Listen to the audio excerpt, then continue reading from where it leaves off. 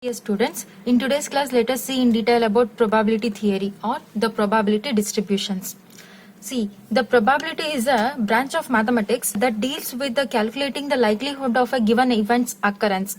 It is the probability of happening of the event actually, which is expressed as a number between 0 and 1. Now I will give you a brief introduction about probability distributions which is there in your syllabus. So these are the distributions you are going to study in your syllabus. Okay. Under this probability distributions, you are going to study about random variable. Under this random variable, you have two types of random variable, that is discrete random variable and continuous random variable. Under these two random variables, you have these three things. We have mean, variance and standard deviation. Mean, variance and standard deviation. See, mean is denoted by mu and it is given by summation I runs from 1 to n xi into p of xi.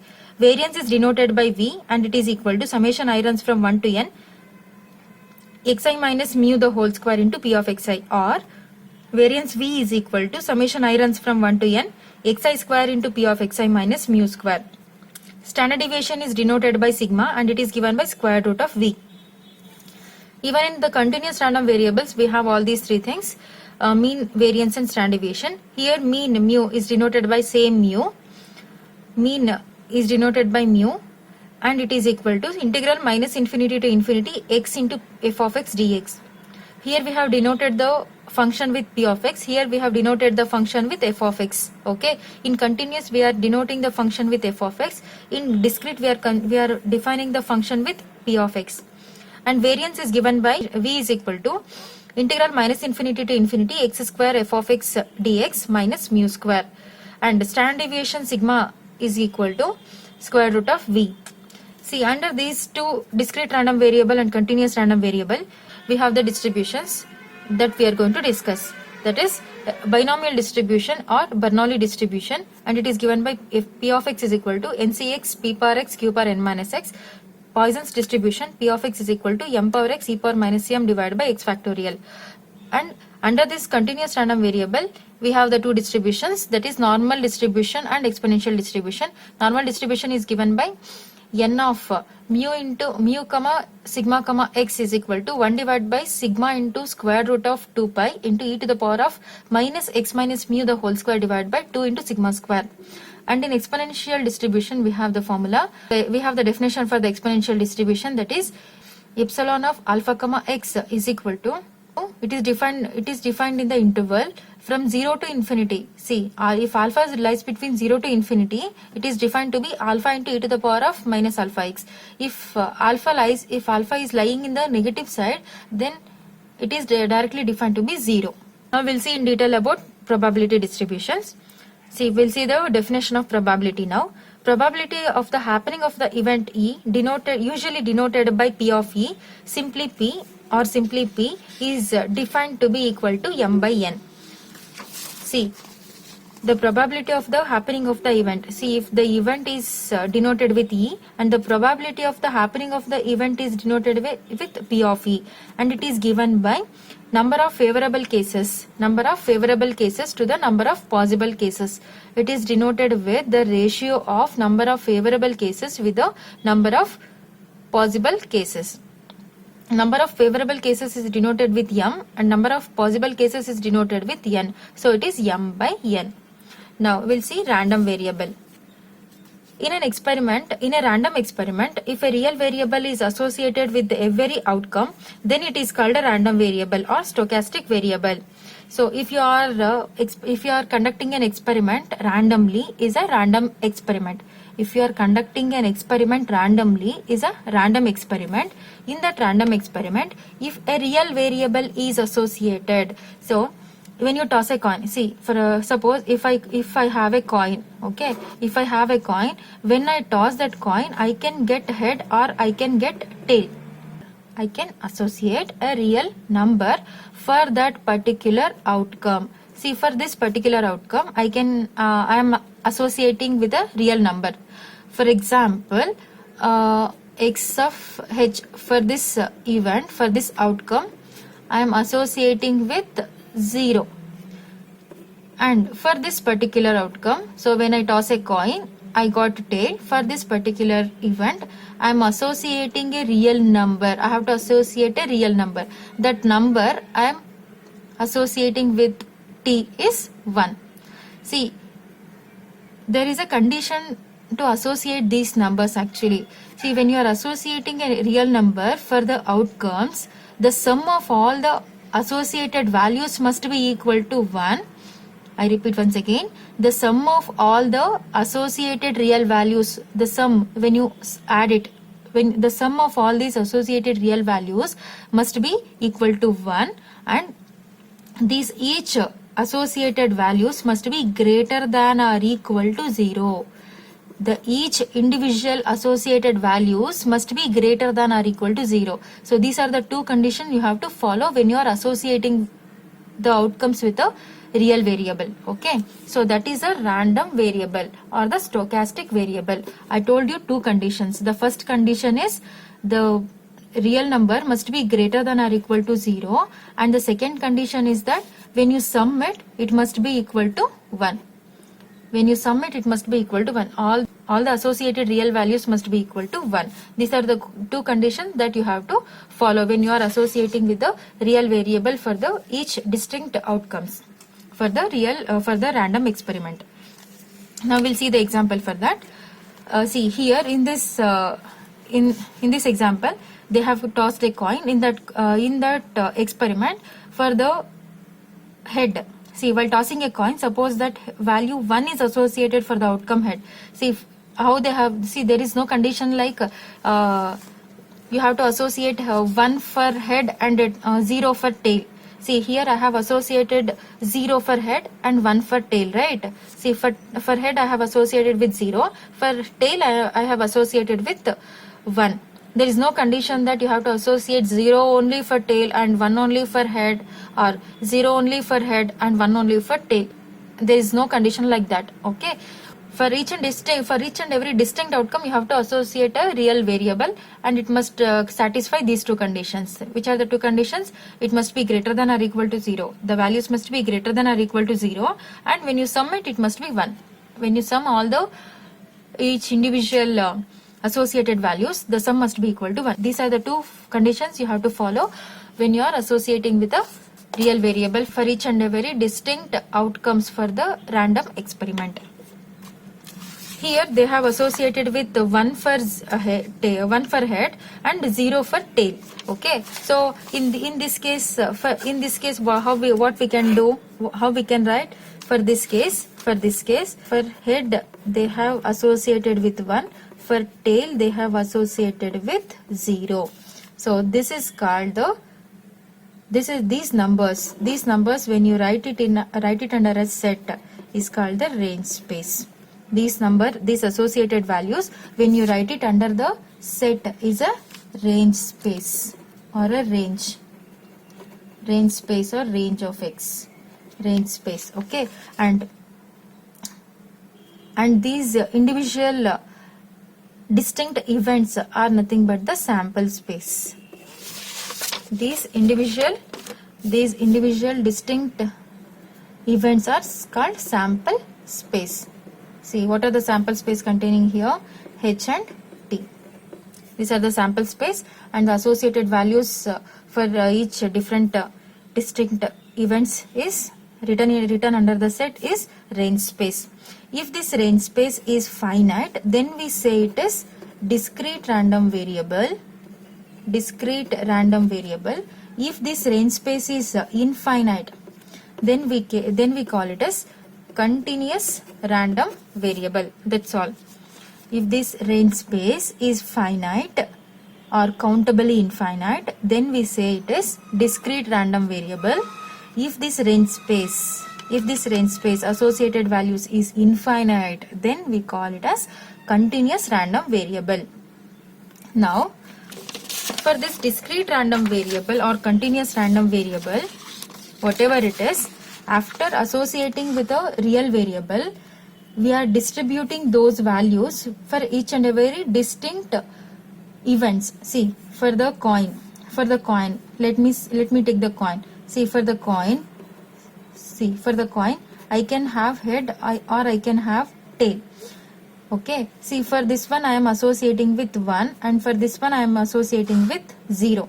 Now I can write in this, I can distribute these values for these events. For the first time or for the head.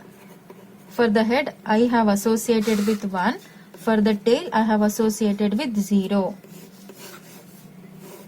If you write in the under the distribution is nothing but discrete probability distribution. If the range space contains finite, then it is discrete, right? So it is discrete probability distribution. We have distributed the associated values according to the conditions what we have taken. Now similarly, when you throw a dice, so when you throw a die, how many faces die has? Die contains, see, die contains 6 faces, right? See how many faces it contains. 1, 2, 3, 4, 5 and another one is 6. Okay, see for the 6 faces, see for the 6 faces I will denote the alphabets A, B, C, D, E and F. See when I throw a dice, if I get the first face, A face, I will write x of A is equal to some number. I will associate this this event with some number. Similarly, for the next time again I will throw a die. When you throw a die again, when suppose if I get a B face, and again for that particular event I will associate some number. Similarly, for the third case I will get C. Again I will associate with some number. Similarly, for the D face I will associate some number, and the E face I will associate some number, and F face I will associate some number. And whatever the numbers which I am associating with these distinct events, when you summing up, that must be equal to 1. That is a condition, right? And each and every associated value must be greater than or equal to 0. Whatever you are associating with the numbers here, that is greater than or equal to 0. Like that, let me associate here. Let me take an example. See, let me associate with 0.1. 0.1 is greater than 0. Okay, and 0.2 and 0.2 and 0.1 here, 0.2, 0.2. See how much it is. Count it. 2 plus 2, 4, 6, 8, 9, 10. That is 1.0. 10 is nothing but 1.0, right? See, I will get 1. So this is how you have to associate the real variable for each and every individual distinct events for the random experiment. Now these associated random variables, if I write under a table, see for this one, for A, B, C, D, E, F, for these 6 phases I have associated, that is what I have associated, 0.1 and 0.2, 0.2, 0.1, 0.2, 0.2. See, if I write these things under a table, this is nothing but the distribution, and if it is finite, then we say it is discrete probability distribution. Suppose if it is infinite, then it is continuous probability distribution. If it is infinite numbers are there, then it is continuous probability distribution. If it is finite, then it is discrete probability distribution. Whatever the distribution, but these two conditions must satisfy. Which are the 2 conditions? It must be greater than or equal to 0. Each and every probability must be greater than or equal to 0. And when you summing up all those associated values, associated real values, it must be 1. Now we'll see discrete and continuous random variables. Actually, I explained about discrete and continuous random variables. Anyway, in definition, if a random variable takes a finite or countably infinite number of values, then it is called discrete random variables. See, in the range space, if it is a finite one, then it is a discrete random variable. See, 0 and 1, only 2 are there. See, finite, it is finite. So it is a discrete random variable.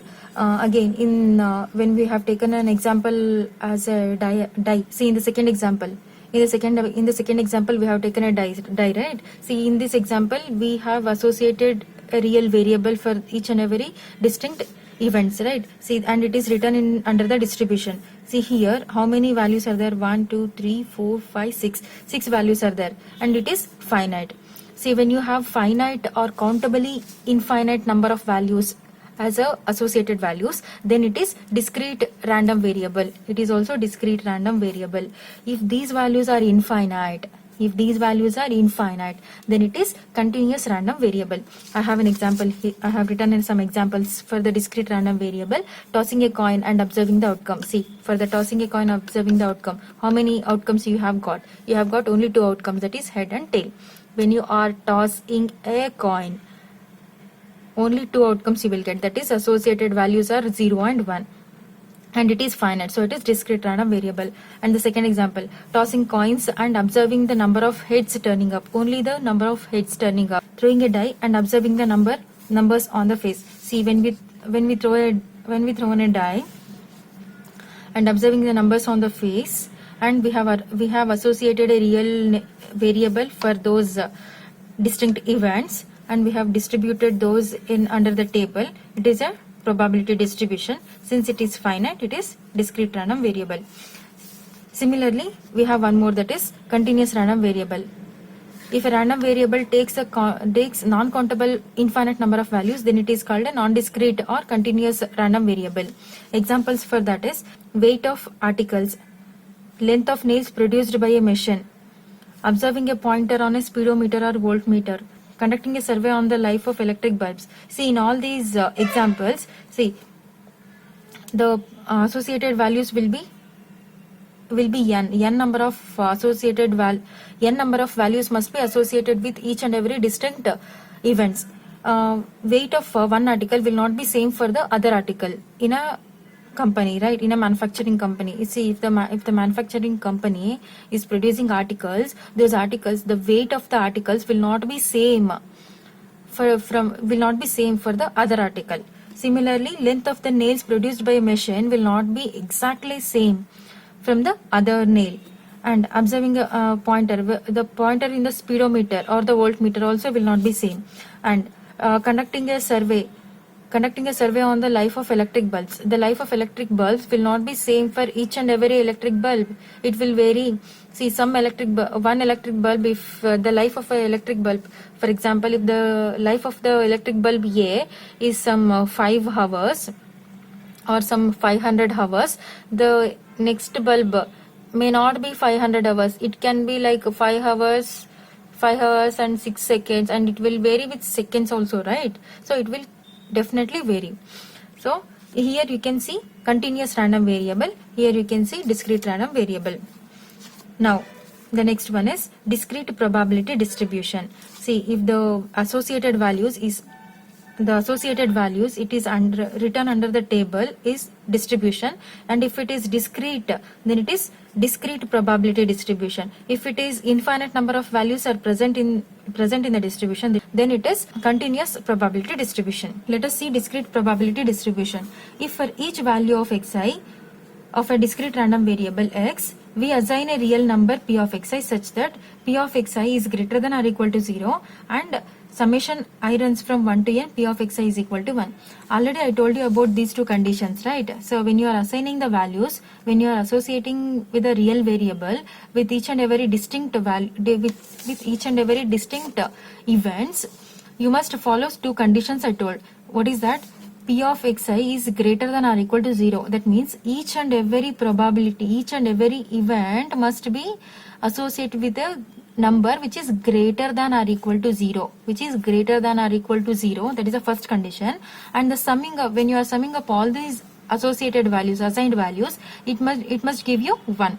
See, that only they told. Summation I runs from 1 to n for all these n till n. Summation I runs from 1 to n, p of xi is equal to 1. So these are the two conditions must follow in discrete probability distribution.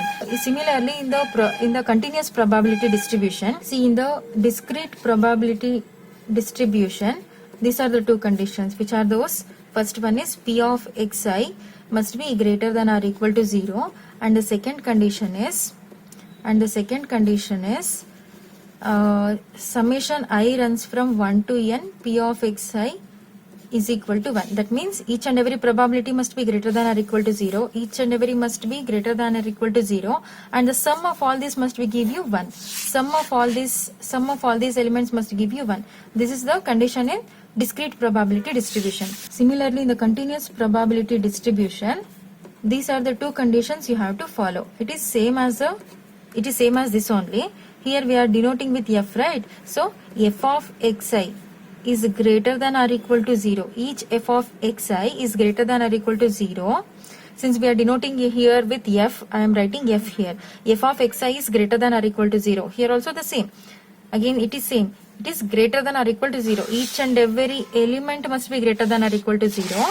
And the sum of all these probabilities. Sum of all these probabilities, here we denoting with integral sign. Integral from a to b, or from starting point to ending point, must be equal to 1. Here we will denote it with the summation symbol. Here we are denoting with integration symbol. See, summation I runs from 1 to n, p of xi must be give you 1. Here integral from a to b, f of x dx. When you are integrating that function, and when you apply limits from upper limit to lower limit is a and upper limit is b. A to b, if you integrate, when you integrate f of x and apply limits a to b, then the resultant must be 1. This is the condition for continuous probability distribution. Now we'll see some problems under discrete and continuous probability distributions. Now we have some problems under discrete probability distribution and continuous probability distribution. Okay, discrete probability distribution and continuous probability distribution. We have some problems. Okay, let us solve some problems here. Okay, see, for this discrete probability distribution and continuous probability distribution, mean, standard deviation and variance will exist. Those things are, I will write directly. Anyway, you don't have the derivation to prove mean, variance and standard deviation in discrete and continuous. So directly I am writing mean. Mean mu is equal to, mean is defined with mu. Mean mu is given by summation I is equal to 1 to n xi into p of xi. Variance v is equal to summation I runs from 1 to n xi square into p of xi minus mu square. And standard deviation sigma is equal to square root of v. Similarly, for the continuous probability distribution, mu is equal to integral minus infinity to infinity. Here it is summation symbol. Here it is integration symbol. In continuous it is integration symbol. Minus infinity to infinity x into f of x dx. Variance v is given by, v is equal to integral minus infinity to infinity x square f of x dx minus mu square.